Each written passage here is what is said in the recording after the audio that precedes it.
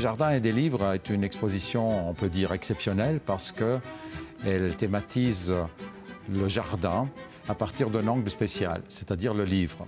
Ce qui nous intéresse, c'est vraiment la relation qui existe entre ces deux formes très très importantes, à savoir d'une part le jardin qui influence le livre et d'autre part le livre qui est le point de départ du jardin.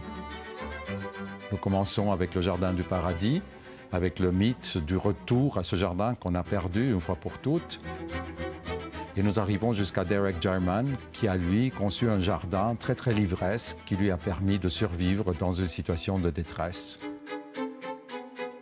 J'aimerais mentionner parmi les livres proprement exceptionnels de cette exposition, d'une part, bien sûr, le magnifique Songe de Polyphile, qui est une pièce majeure de la collection de la Bodmer, peut-être le plus beau livre jamais imprimé de tous les temps, mais aussi le Bessler, le Hortus Eichstättensis de 1613, un livre qui pèse à lui tout seul 14,5 kg et qui a été peint, aquarellé par la main d'un doge de Venise.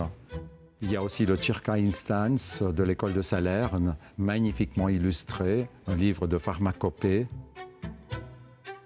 Aussi, les très très belles illustrations du livre de Mollet, qui pour la première fois au monde ont été vraiment séparés du livre et que l'on voit ici sur une paroi.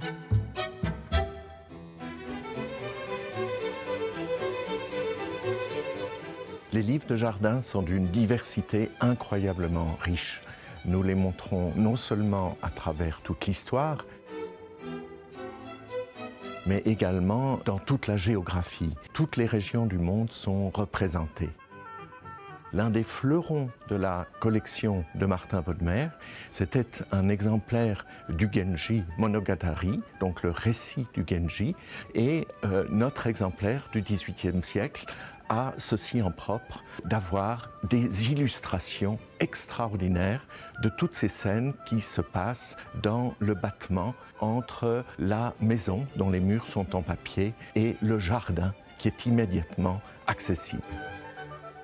Martin Bodmer s'est occupé de tout ce qui était universel dans les préoccupations des hommes et notamment l'art des jardins en relation avec la pensée humaine était très proche de ce collectionneur qui, lorsqu'il ne s'occupait pas de sa collection, passait beaucoup de temps dans son propre jardin.